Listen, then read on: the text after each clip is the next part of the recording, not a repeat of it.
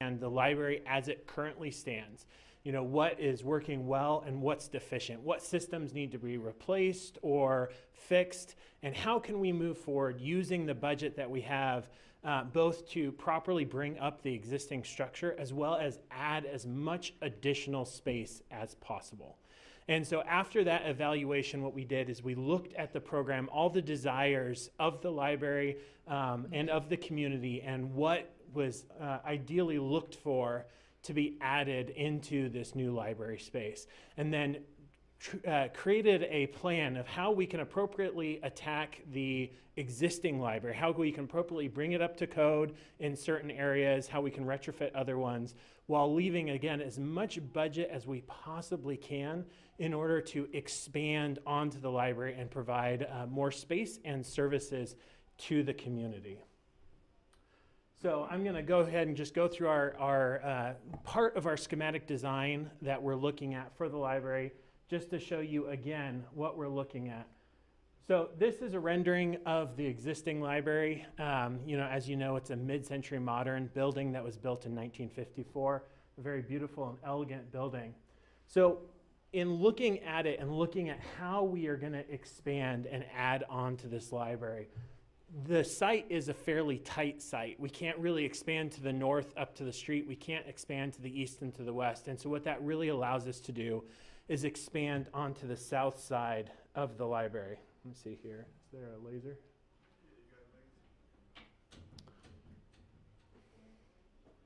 On the side there. Oh, perfect. So to show you what that looks like, where the existing building ends is right about my shaky line there. That's about where the existing building ends. And so with the funds that we have, what we're looking at doing is structurally retrofitting the existing library as is needed. What we found is that the existing library is actually in fairly good shape. And so we don't need to go in and completely, per code, retrofit it. What we can do is anywhere that we touch the structure or anywhere that we find it deficient, instead we can correct those areas, again, allowing more of our money to actually go into the expansion of the library. And so what that's created is it's allowed us to expand to the south here, and thus we still leave a fire lane, still leave a drive-through access lane, and some parking in the back, but it actually provides quite a bit more of library space on the south side of the project here. So looking at the existing library, net square footage, it's calling it out gross there, but this is actually net square footage, which means the usable space within the library is right about 7,787 square feet. So that's how much space is currently in the library. And I apologize, it's a little too small to read here. At the end, if anyone wants to come and look at a printout, you can see that here. But you can see from kind of a general use, this pie chart shows you the general use. And what that is the yellow is stack spaces. The green is community spaces. It's spaces such as the children's room as well as some others. The blue is staff area, and then we have some archive space as well. As we look at expanding the library, what we're able to get is up to about 13,444 square feet. So we're able to expand the library pretty significantly. And once again, you can see that this pie chart here showing the different uses. Still stack space, community space. We also have space for program with a large meeting room, staff space, archive space, and then also some building support, which is dearly needed. This is kind of just a diagram looking at overall how those spaces end up in the library itself. You know, I'm going to come back to this later as we get more into the floor plan. But as we looked at developing the floor plan, we wanted to do it in a way that really made sense for how a library operates, as well as made sense for the community as a whole. So we developed a couple of concepts about how do we take the existing Sierra Madre Library and bring it into the 21st century, you know, looking into the next 50 years as it's lasted in the last 50 years. So libraries have gone under a historic change. You know, they used to be places for books, and over time, more and more and more has been added onto what libraries seek to do every day and how they serve the communities that they're in. so that not only are they a place for books, they're really a third place these days. It's a place for the community to gather, to learn, to create, to play, to grow. And so with all of those, more and more opportunities for the community are being built into a library. So one of the things that we sought to do as we created the floor plan, this updated floor plan, is looking at how can we take each and every one of those uses and properly place it into the library in a way that makes sense. And how can we, while we use those, really create a library that's a place for everyone. It's a place where kids feel like they belong there. It's a place that teens feel they belong there, that seniors, that adults, that everyone on the spectrum in the community of Sierra Madre and all visitors really feel like this is their library. Along those lines, with all those different program elements, we know that there's challenges that come with each of those. One of those challenges is noise. Libraries often are places to come and study and be quiet, but they're also a place to come together and play together, to come together and learn, to ask questions, to meet with friends. And so one of the things that we also looked at doing is how can we lay out the floor plan in such a way that we're actually dividing space between noisy space and quiet space. Now, there's never going to be a perfect separation unless every single different use is in its own room. But what we can do is we can create a gradient where we have quiet spaces on one side of the building and louder activities on another side of the building, so that it creates, again, a gradient, a transition from quiet spaces to loud. And so one of the things that we'll see here as we look at the program is we are creating more quiet zones up towards the north side of the building in the existing. And then as we move south into some more of the areas, and especially as we get down into that level zero, the zero off the back parking lot, that becomes more of our, what we're calling noisy space. But it's more activity active space as opposed to your prototypical study space of a library. Then one of the other things we did, apart from looking at the floor plan, looking at all the various aspects that go into it, is studying the existing character of the library itself, the architectural character. Sierra Madre has a wonderful architectural character to it, and the library is no exception, again, being that 1954 mid-century modern. And so how can we look at that character and how can we play that into the future architecture that we're adding on to the library? And so what we sought to do is look at some of the key characteristics that are played into this library here. And some of those, again, they're just the mid-century modern. It's very clean, linear lines, low-sloped roofs, not high eaves like in the snow load, but instead those low-sloped roofs and as well as flat roofs.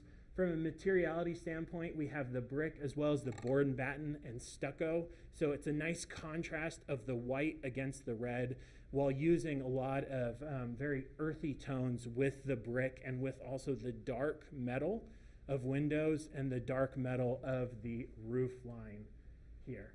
So as we continue to develop the exterior of the building, we're expanding on that floor plan. As we continue to develop the exterior as well, we're going to keep this same language that's existing in the floor plan so that it feels like one uniform building as opposed to someone has come and added a completely separate building onto the back of the library. Now, looking at the floor plan itself, I'm going to go ahead and walk you through the different areas that we've created. So again, this wall right here is about where the existing library ends. And so everything behind that is our addition onto this library. That's all new space. And so from an overall standpoint, again, we've created quiet spaces to the front and then more the active spaces towards the back and towards the bottom of the building. So similar to how it exists currently, you walk in that front door and we have our check-in desk. And in this main area, what we've done is created a place for stacks. Now, one of the things that we are going to do is we're going to reduce the height of those stacks so that they're not so tall, that they're more friendly to someone in a wheelchair, they're more fitting for an ADA or an accessible application. And so we're reducing the size of those stacks and bringing them down. And so this becomes one of our main stack spaces. But looking towards having some quiet spaces in there, up towards the north here where we have some study corrals that people can study in. And then also this room we're designating actually as a quiet reading room. It's a place where if people really want to get away from the activity going on in the library, they can go into that room, and read. We have a secondary room over here that can be used as a quiet reading room as well, or if someone needs to have a Zoom call, there needs to be some sort of meeting that is using technology. then that room can be used as well. But it creates this as a little bit of a quieter atmosphere with, again, some additional seating options here next to the stacks. We're also looking at reorganizing the staff space so that that functions a little bit better and so that the staff can better serve the community as they're better to able use the space that they have. You'll notice here we have some new restrooms as opposed to the single occupancy restrooms that we had previously. We now have a men's and a women's room with 3 fixtures each, which allow a lot more capacity for the library.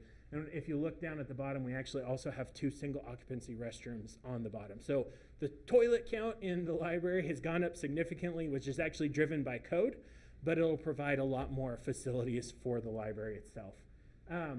One of the things you'll notice in comparison to the existing library is this is where the kids' room is currently. And so we've actually relocated that kids' room and put our restrooms right here. And we did that for a couple reasons. We did it for line of sight through the building. We also wanted to place the restrooms above dirt. So one of the things about restrooms is that go enough years, go 20, 30, 40, 50 years down the road, the restrooms will leak. No matter what we do, they're going to leak at some point. And so when those do leak long in the future, we want them leaking on dirt and not on books. And so where that is placed right now, below this is just dirt. There's no other program below that. So we are actually protecting the future of the library by relocating that now and making a central location. Then we've used the rest of what was the kids' room to actually make a teen scene. It's a space for teenagers really to collect, gather, really be able to socialize, connect with technology and one another. As we move into the southern port, the extension of our library, one of the things that we were really concerned about is how do we make this building more accessible and more friendly to the community of Sierra Madre. Right now, as you all know, if you park in the back of the building, you have to walk up that long sidewalk on the west side of the building, which is not accessible. And so how can we make it so it's easier when someone's coming to the building to use that? And so what we've actually done is created a secondary entry on the south side of the building here. So if someone comes into the parking lot on the south side of the building, they're actually just able to enter the library right from there.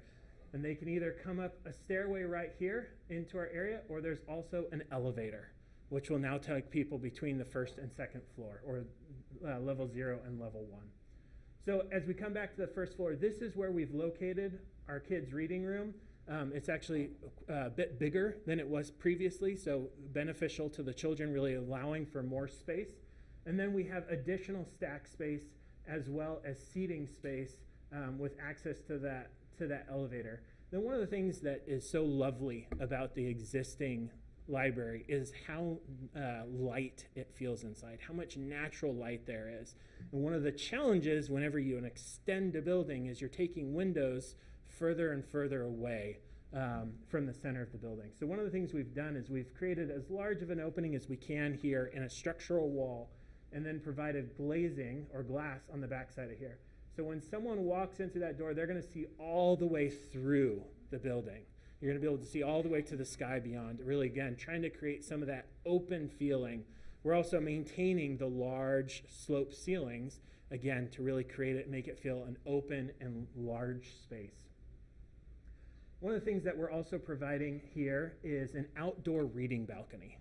So one of the things that we know is that people like to be in a lot of different settings. Some people like to be out in the open where they can people watch, where they can hear things. Some people like to be tucked away where they feel more secluded. Some people like to be outside. And so we're trying to provide different opportunities for seating in the library. An example is the study carrels or the quiet reading room where someone wants to be a little bit more secluded, more quiet. We have some seating towards the end of book stacks. So again, people have the opportunity to feel like they're a little bit more secluded. And then we have seating that's more out in the open where it's a little bit more like you can see who's coming, you can have that interaction. And likewise, we have outdoor seating so that if people want to grab a book and be able to sit outside and read, they have that opportunity. Then coming down to the lower floor here, what we have is we have an opportunity for some additional community space. And we're still in discussion with the library about exactly how that space would be used, but it's a real opportunity for more space for technology, for community engagement, for events. And that connects with our large meeting room here, which I believe at last count can hold about 132 chairs. I know recently the library actually had an event that had 200 people at it. And so one of the things that we're trying to do is trying to create a lot of openness so that this community space out here can feel somewhat connected with the meeting room, and then as well as we're looking at creating this to be a double door so that can then also bleed to the outside. And so from the outside into the meeting room into a foyer space, it becomes one space that people can use for a large event, or if the library is putting on a book club or whatever it may be, that will draw a lot of the community. As we go into the kind of the back area of the lower level, this line once again represents the existing library wall. So this is all existing space. And so using what's now the lower storage as well as the boiler room, we're creating a dedicated space for the archives of Sierra Madre. So all the historical works that you have a dedicated space. We can make sure it's specially climate controlled for those types of works. And then also creating an area for the public, for all of you to be able to go in and still access those archives. We also have our MDF room right now. If you've been downstairs in the library, you know the technology is put in a closet, you know, about this big, and so we're giving it the appropriate space that it needs. Once again, also making sure that it's has the proper climate conditioning so that we're not potentially damaging that technology by having it get too hot in there. And then finally, off on the side here, we have our Friends of the Library area. And so that's an area for the Friends of the Library to use for their book sales, to use for their sorting of books, and really for the way that they come in and bless the library so much. And this space in the back here is also going to be used for the Friends of the Library. It's part of the current archive space if you've ever been in there. As we come out into that main space, again, this is program space. We have single occupancy restrooms, 2 restrooms, so that if there is an event going on here, people don't necessarily need to go upstairs if the library is open. They can just come use these restrooms, or if the library happens to be closed, once again, they can use these restrooms. And then on the outside here, we have some of our service space, such as our elevator, machine room, our electrical room, our fire riser room, because one of the things that we are adding to the library is fire sprinklers. So this ends up being the overall floor plan of the library. And to go back to that previous area, this diagram kind of just shows some general layouts, you know, kind of program types of how that's broken up. And so one of the things that, you know, to draw to your attention, you know, this area down here, we're drawing it as red as program space, but it also could be green. You'll see that we're putting some of our noisier spaces off on the right here, our meeting room, our kids room, our youth room. Those are all closed off. They'll have glazing so that you can see inside, but the doors can also close, you know, in case the kids are having a lot of fun, someone's trying to study, there's the opportunity from some sound separation there. And then we have our book stack space over here on the left, again, creating that line that goes all the way through the library. So this is where we are with the floor plan development of the library. We are continuing to work with the library staff and with city staff, really developing some of the technical details of the library, how the building physically goes together, how it operates and all that. But we wanted to present this to you to really get the community's feedback in terms of, are there things that concern you? Are there things you would still like to see? Is there anything you particularly like or don't like? And that will give us the opportunity to potentially respond to those. You know, we have to keep in mind the budget of the project. You know, we always want more and more space, but we have to limit ourselves on space. But there are opportunities for shifts as the needs of the community come up. And so that's why we wanted to present to you today, and I would love to hear your feedback and if you have any questions. And please don't forget to use the microphone.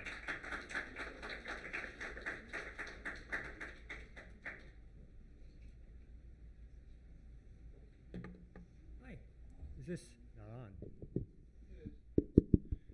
Talk closer.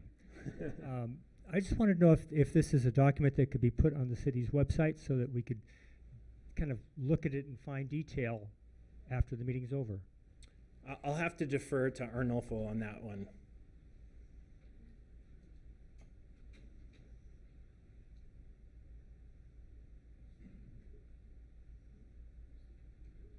Good evening, everybody. Arnulfo Yanez, Deputy Director of Public Works, Civil Engineer for the City of Sierra Madre.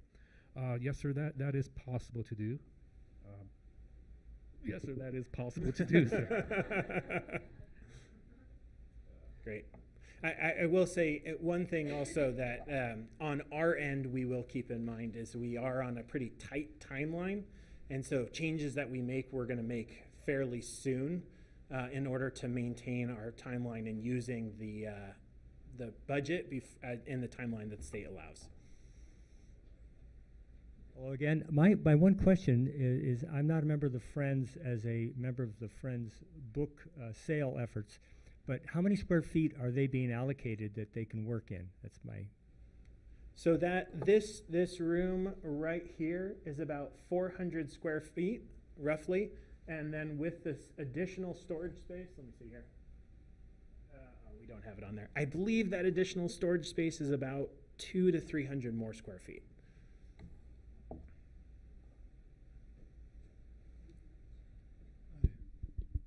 Does the archive room, that's on the lower floor, the closest to ground? Correct. And that you said it was climate controlled, and it's gonna hold the collection, the historical collection, and is it gonna also hold the art collection that they have? I believe it'll hold some of the art collection that's not on display. I see. And because it's on the ground, is there some kind of drainage system that's going to be underneath that slab, or in case of any kind of moisture that comes into the... You know, it's not, I'll be honest, this hasn't been something we've discussed. To my knowledge, there's no issues with water in that area now. Right. You know, as we're developing the addition onto the building, we will be dealing with making sure that no water comes from that direction. Right. But I'll have to work with Layla and Arnulfo about whether we have any water intrusion points at this point. Yeah, I mean, I don't know how that works, but and I don't know the history of those lower floors, but I'm just wondering about, you know, mold and mildew and all that kind of stuff, and moisture coming up from the ground. Yeah, and that's part of what the climate conditioning will do, is not only will it be bringing in cold air to keep them at the proper level, but it'll also be dealing with things like humidity by evacuating air as well.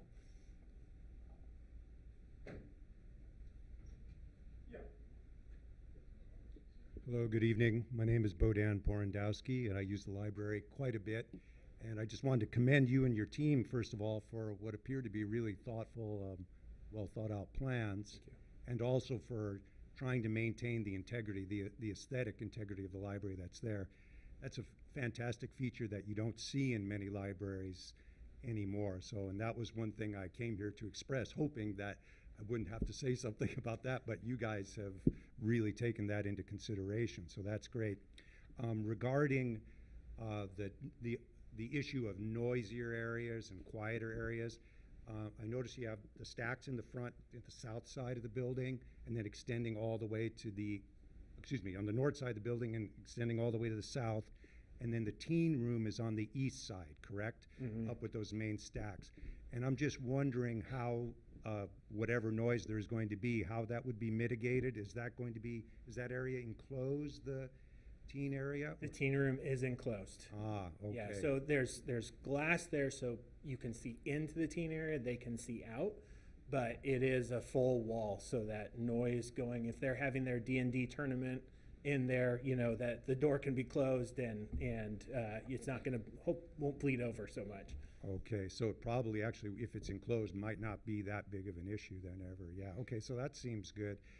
The only other comment I have is just a personal one. I like the idea of shortening the stacks for people, anyone in a wheelchair, and then for tall people like me who hate to look down at the bottom all the time, can you raise it up a little? Or so I don't have to bend over down there? Okay, but that... You know, the funny thing is code doesn't take into account tall people other than hitting our heads. So. That's really, we're going to have to work on this. Tall people unite. All I can say now, I guess one last thing is I really like it thus far, but hope to see more, but I can't think of any specific concern at this moment. Thank you. Great. Thank you. Hi, Jeff Lapidus, and I just have a question. Is there an elevation, an illustration of the south exposure of the building? Not we don't have one to share today. We actually had a pretty big plan shift about 2 or 3 days ago, which completely changed our southern exposure. So if I showed you something, it would be completely out of date. Okay, all right, thank you. Yeah.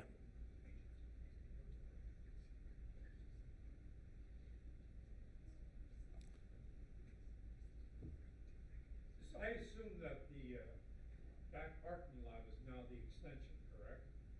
Yeah, what was currently the back parking lot is now part of the extension and the fire lane. The new parking lot is the vacant lot. There, it's some of the existing back parking lot is going to continue to be used as parking lot, but the vacant lot that extends into what is now the vacant lot. Correct. What's the height of the ground floor? The ceiling? So that's something that we're actually currently working on. It is a very challenging element. So the floor to floor there is roughly about 9 feet 4, which is almost no space at all. And so some of the things that we're working with our structural engineer is different ways that we can make sure our structural depth in that area is as small as possible. But the room will probably have roughly around an 8-foot space. So it's not gonna, the lower level is not gonna be a wide expansive space like the upper levels are. Yeah, the other thing is right now you have a lot of box diagrams, which it's hard to visualize what the library will look like. And so a lot of the imagination in the design is literally what does it look like, you know, inside and outside. But I guess you haven't gotten there yet. Yeah, as I mentioned, we had some exterior renderings as well as elevations. Recently, because of the fire lane, we were trying to make sure that the fire lane worked really well. We actually flipped the entire addition flipped it over. And because of that, all our imagery is essentially a week out of date. And so I would have shown that to you had we had that done, but unfortunately, because of that shift, we do not. Yeah, I mean, I don't visualize it yet.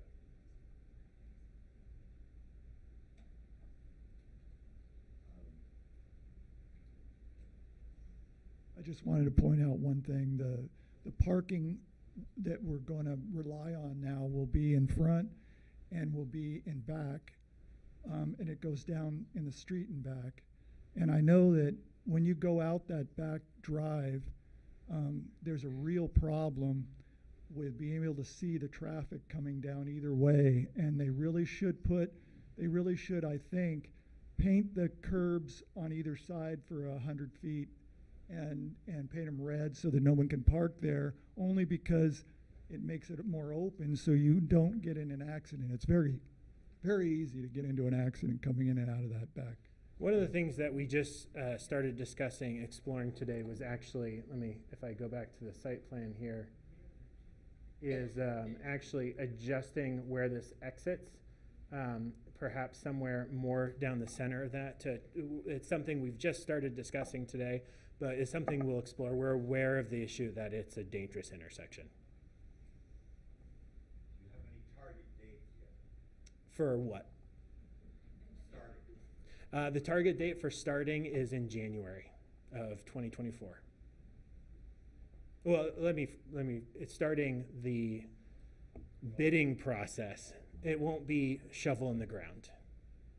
So shovel in the ground hopefully will be around March or April. So, and that would mean that the transition out of, over to temporary facilities is also help that.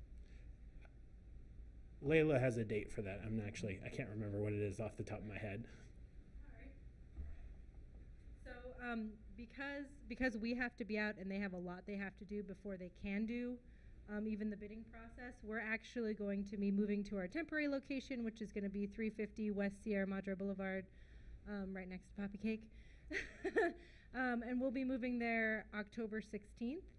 So the library will close temporarily October 16th we're trying to reopen by December 2nd, and then at our temporary location. And I will say, we're in continual conversations with the city, seeing how we can't speed up that process. Nick Antonio. First of all, it's beautiful. Thank you for this. You know, I think it needs to be said, really, that it's really welcome that we're doing this, if you will. Just a micro point. A lot of kids and a lot of people use the seats to the front of the library outside the front, if you will. So just for consideration, if you will, if the Wi-Fi can go out to those seats in the front, if you will, it's a very usable space. It's always shaded. People love it towards the street, if you will. So that works really well. And please don't take those trees down there. So just saying. Thank you. We are doing what we can to keep the trees alive. We are running into issues that we're trying to figure out, but we're doing everything we can. We know how important those are to the community.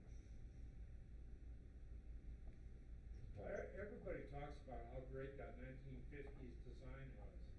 I never thought it looked that great myself. You know, it's kind of like a dead spot, dead zone in architecture, the 1950s. So I was kind of interested to see if you're going to enhance it, both in the exterior and the interior, so it looks more like the 21st century. You know what I'm saying? I understand what you're saying. So, you know, total preservation of the present visual on the library. Everybody talks about how great it is. I don't know what they're talking about. It doesn't look that great. You know? Just because it's been there for 70 years doesn't mean it's great. You know? So, you know, there should be, the architect should be able to, you know, use a little imagination. You don't want to preserve it the way it is. You know? 1950s, I mean, that was like the McCarthy era. You know? I had one question about I kind of got lost on the whole rendering issue. I know there were some renderings done of the exterior, and then, but the gentleman here had wondered what the inside was going to look like. Are there going to be renderings done to the inside? There will be renderings. That's something we're in process of doing right now. Okay, yeah. I understand that. And I would just provide my response, or hopefully this is helpful, about why I think some people like it. I can only speak for myself, why that style is, I think, aesthetically pleasing, is because when you're inside the library, for one, you can look outside and see those beautiful trees from the interior of the library through the big glass. And second, you can actually see the San Gabriel Mountains in the background. And it's of all the libraries I've been in, it is the one that is the most relaxing, enjoyable, creativity providing, and even, I would say, aesthetically pleasing that I've ever been in. So that's, I think, why some people like it. No, hold on, I disagree with that totally. You can't see the San Gabriel Mountains when you're sitting in the library. You see the apartment houses across the street. I checked it out, you know? And on the south side, you don't see anything except the skies, right? So, you know, I don't get the great view thing. So I don't want to use my time to be defensive about mid-century design. I'm mid-century design.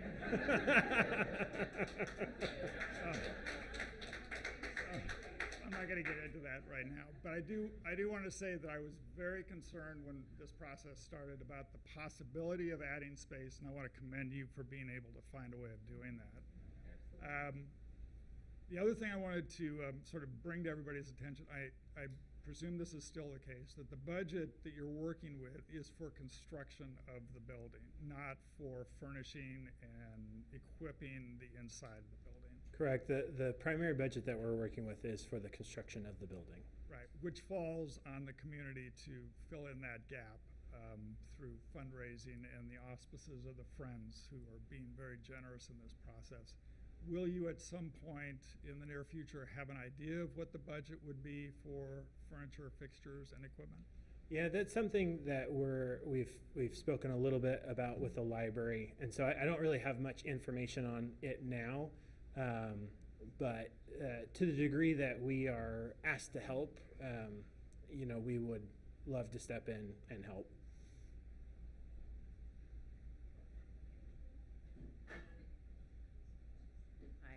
In the design and construction, has there been any thought to energy efficiency, to resiliency, and things like that? I mean, you have an archive section, power goes out, what's going to keep that going, those types of things?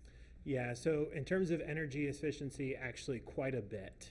And so we are replacing all the windows in the library so that they'll be much more energy efficient.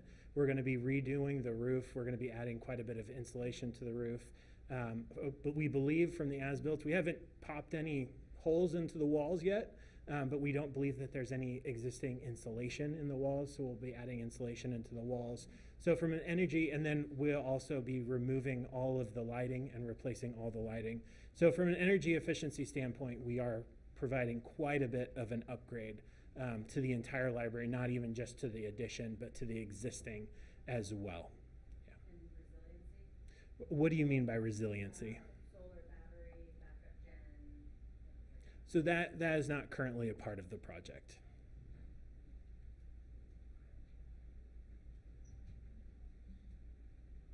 So regarding the trees in the front, you said you are trying to save them then. But is the building moving at all a little bit forward into the tree area, or I'm a little confused? We have one tree that is literally an inch away from the building. And it's a tree that will likely continue to grow. And even as we try to work on the existing building, it'll be a question about whether we can maintain the tree in place without it affecting the project. And so we are trying to do everything we can to keep it. If in the absolutely worst case scenario it had to come away, we will take that wood and integrate it into the library. We will build, I don't know what we'll do, Shelves or some something, special, wood paneled wall or something, but our goal is to try to keep it. We really do know how important it is. It's unfortunately in time and space, two things are almost trying to occupy the same space, and so that's the challenge we're running against. Is this one of the, because I looked today and there are two palm trees there, but maybe closer are the two native coast live oaks. It is one of the oaks. Is one of the oaks. And so, yeah, I would just put my 2 cents in favor of saving the trees any way you can, because they're really mature. It's going to be hard to get a tree like that. Yeah, and so lifetime, that's exactly what we're trying to do. Thank you.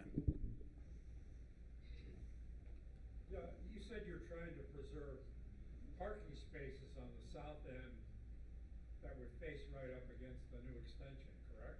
No, because of the new extension, the size of the new extension, and having a fire lane, we are not able to maintain the parking spaces right up against the building.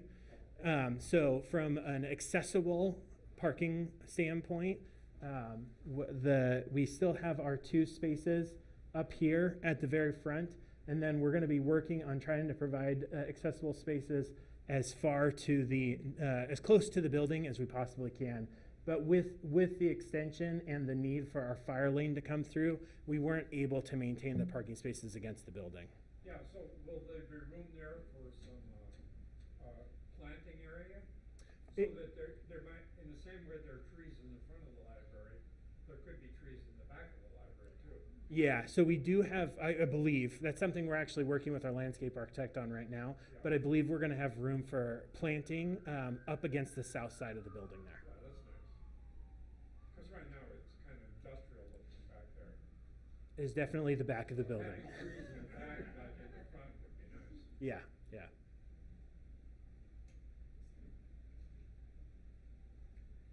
Hello again. I will say, as Rob said, the ability to take this relatively small budget and add useful space to allow the library to increase the ability to serve the community is marvelous. And the trying to make it a whole architecturally and visibly, it's all out of the park. My question, 1 or 2 questions at this point is, when are you going to be locking things down? How much time does the community have to put their comments out? You know, I don't have an answer for you. Very soon, within the next couple of weeks, we're going to be locking down our plan in order for us to be able to meet the schedule so we can get it built on time. So it's going to be pretty soon. Yeah. Figure out what you got to say real quick. Yeah, yeah. The other one is, as you were saying, that small area there where the glass area on the north looks out into the garden area is like probably the magical space in the library. And as you were showing on the floor plan, it seemed like that's been kind of crowded a bit because of the stacks. And I guess that would be my only comment would be is to make sure that people can make that so that people can sit, read, and enjoy. Yeah, one of the things actually, it's hard to tell at this level here, but what we're looking at doing is building in a millwork, so a wood bench right along that window. So someone could sit up right with the window and be able to read and enjoy that space. Thank you.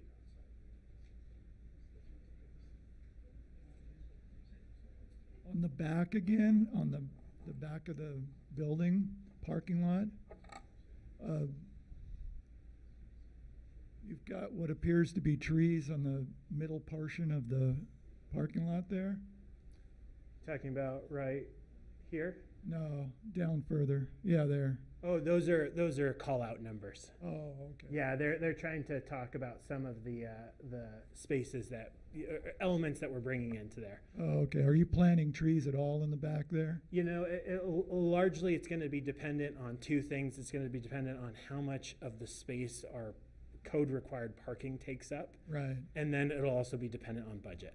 Okay. Well, So, I have no doubts that the mid-modern architecture that you have, once you get those new windows in, it will be excellently efficient because you won't have to use as much electricity for light. And also, it's very easy to move it into the 21st century because there's a lot of architects using that particular type of architecture in the 21st century. yeah. And I guess to your point on resiliency, where we are trying to build resiliency into this project is making sure that it is flexible for the future.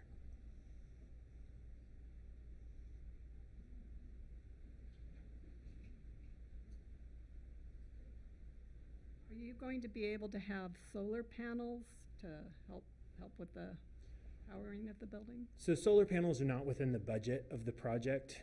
By code, we're not required to provide them. So at this point, they are not in the project. Now, something that I will have to double check, but I believe we are providing is the opportunity for solar in the future. Okay. So solar could be put on the addition. Could be put on the addition area in the future. I believe, as I said, I'd have to double check, but I believe that's the direction we're taking. It would be a struggle to put it on the existing because of the additional loading on the roof would require a lot of structural upgrade. You could potentially do it over the parking lot as well if that was something you wanted to do in the future, yeah. One of the things I like about your design is just looking at it, looks like there's a lot of open space, more than there is now, I think. And I would encourage you to keep open space, because if you jam an area up with all kinds of stuff, all right, then it's almost impossible to open it up again. But if you start by making it open, you can always add a little bit if you want. Yeah.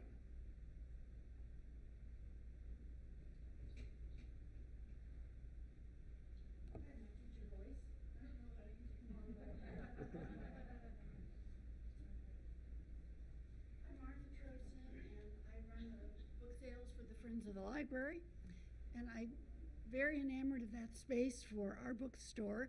I'm wondering how much of that is window. We're going to be able to put shelves up. Right now there's no window. I will be honest. That's okay. So I will say that hurts my heart. As you know, I design buildings for a living, but I would always rather be outside. And so, you know, something I've been thinking about is whether that door is a storefront door, so at least the glass there can allow some natural light in. But just because of where it is on the structure, it's in that existing structure, and it's actually a little bit buried. We're going to be retaining some of the dirt to bring access into that. Right now, we don't have windows. Okay, that's okay, because we need shelves. Okay. I'll just hurt on the inside for you.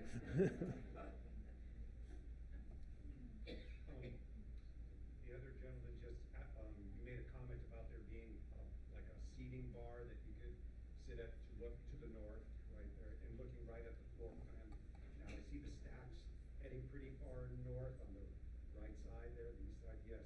And what are those tables then to the left? These are the study corrals. Study corrals. Yeah. Oh. So if you know right now, right in about this corner here, there's some study corrals. So it's basically seating with a little bit, a little tiny wall between you and your neighbor so that you're not. Like a little cubicle. Yeah, so you can study and focus. And there's 8 right now. Okay, 4 on each too. 4 on each, yeah. So my recommendation, suggestion here would be actually that spot as we talked about, because that is a magical spot, even though you'll have that seating bar running along the window, that there could be some tables there actually, or something where people could sit, or like currently in that room, that space, there's the little very comfortable chairs. There's something like that to be able to enjoy that space, as opposed to using it as to a place where you're enclosing yourself and not going to be enjoying the view. Yeah. That would be my recommendation. The area in front of the library where the benches are, and the big trees, it seems like that's one of the more pleasant things about the library. And I notice a lot of people going there, probably because it's free internet, but kids reading, and if there's any money left, I would say the shrubbery is kind of ratty, right, in that whole area. And so it could be made more pleasant. But a lot of people use it. I use it. I like to sit there. That's the one place where you can actually watch the mountains, not in the library. Yeah, one of the things that we are starting to look at is the landscape for the site as a whole, and how we can create really nice spaces, again, with multiple uses. So spaces for an individual to sit outside and feel secure and by themselves, but also if a group needs to gather outside, if you're having an outside story time, a group can gather as well. So that's one of the things that we're just beginning to look at now. And for everybody that wants to preserve that oak tree, let me just say that I have a big oak tree myself, and all they do is make a big mess, all right? And that's why the whole front area always looked like it's dirty, because of those oak trees. Just my opinion, I'm not a big fan of oak trees. Just because they're old doesn't mean they're good.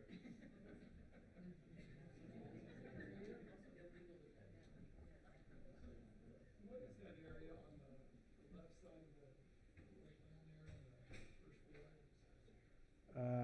Sorry, which? Against the wall. This right here? No, up. Yeah, all that. What is all that? So that's seating against the wall. Yeah. Again, creating different zones for different personalities. Everyone likes to sit in different areas, and so creating those different zones, so everyone, making a library for the whole community as a whole, everyone can find that place where they feel most comfortable. There actually are no existing windows on this area. There's an existing window that we're maintaining here. There's a doorway right there that we are turning into a window. But this area is actually remaining solid, both for structural reasons and cost reasons. If you're going to put this out for bid in January, you said, right? Yeah. Time is short, so there's a lot to be done in a short time, because you really don't have something that somebody can bid on at this point. No, I mean, we have technical drawings that I'm not showing to you, because what's the fun in looking at how a door connects to a wall? But so we are much further along in the development of the project than what we're showing you today, but this gives an overall idea of how we're spacing the project. Is there a way we can record in written form any of our suggestions today to give to you or to the company or to the city? How would we do that? I'm going to let Layla answer that. So this is recorded and you can watch it anytime, but like with the previous meeting, I did a closing report that is available to the public on the library's transparency page. That's also where I will be putting these these designs, and as we get any other upcoming designs with TSK's permission, I will also put them on our transparency page. And that can be found on our library website under In the News. We have a transparency page there, so yeah, we'll get it up there. Write comments or no? No, if you'd like, you can email me. I have my email address on the transparency page, or you can look up the city librarian, and I will happily forward it along. Thank you. You're welcome. The space right outside of the teen room, you called it? Yeah, right in here. Yeah, what type of seating is that? It's varied seating. So right now we're showing tables with chairs around it as well as soft seats. So it'd be more comfortable furniture. But there's really a lot of different opportunities, but it is more of a group seating as opposed to individual seating. You might flip that with big pods up front. Yeah. For a more aesthetic. Yeah, part of the reason that we were placing these pods up here, again, was trying to keep it a little bit further away from some more of the active spaces, so that if someone is sitting at a corral trying to study, they don't have so much movement and noise right around them. I'm hearing that's the most pleasant part that people really enjoy. Yeah, that's Just something to think about there. that's And if the teen space is closed, then theoretically you wouldn't have a lot of noise to bother. Yeah, and I mean, definitely we'll take into account, we'll look at how we can do this. There is seating up here. You know, ultimately those study corrals are available for anyone who wants to sit there and also look out the window and have that space. As long as the cues aren't too high. Yeah, no, I don't believe they are. Hi, my name is Diane Sands, and I'm a member of the Library Board of Trustees. First of all, I want to thank you for coming tonight and showing us this. But I also want to remind everybody in this community that the money we have been granted for this project is designated to improve the structure. It's for structure. It's for HVAC. It's for ADA. It's for structure. It will not cover the tables, the chairs. People talk about specific chairs that you want there. People talk about specific this. That is going to have to come from this community, or people who are willing to basically pony up money. We will have naming opportunities on rooms and everything else, but it's going to be up to this community to fund the ephemera of what goes inside this library. So bear in mind that the money we're spending in this city is only for the structure of this building.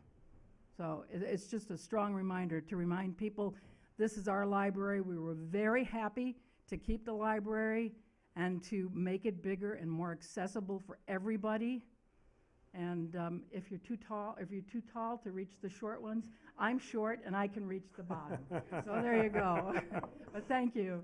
Yeah, to that point, but the furniture that we are showing there, it's a recommendation for how the space is used. And so there is opportunity as we move forward and as we discuss with the library about, to the degree that they want our help in terms of laying out furniture and all that, it's really a recommendation of how all that space can be utilized in different ways. That goes into my next comment. It's just, she said that there's really no furniture budget.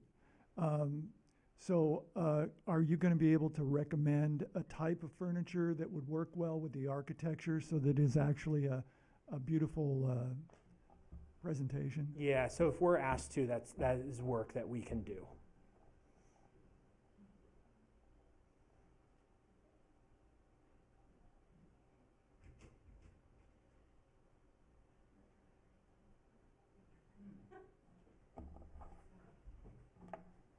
On that, I'm going to say thank you all for coming. There is a meeting afterwards, after us. So just thank you all for your input. As I mentioned, the library does have a transparency page that's available on our website under our In the News, so the first page.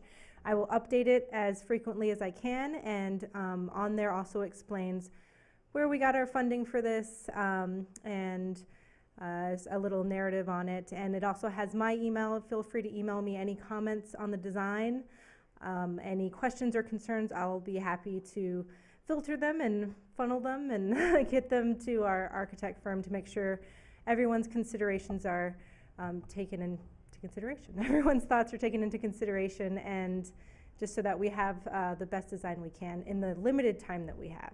So Thank you again so much for coming.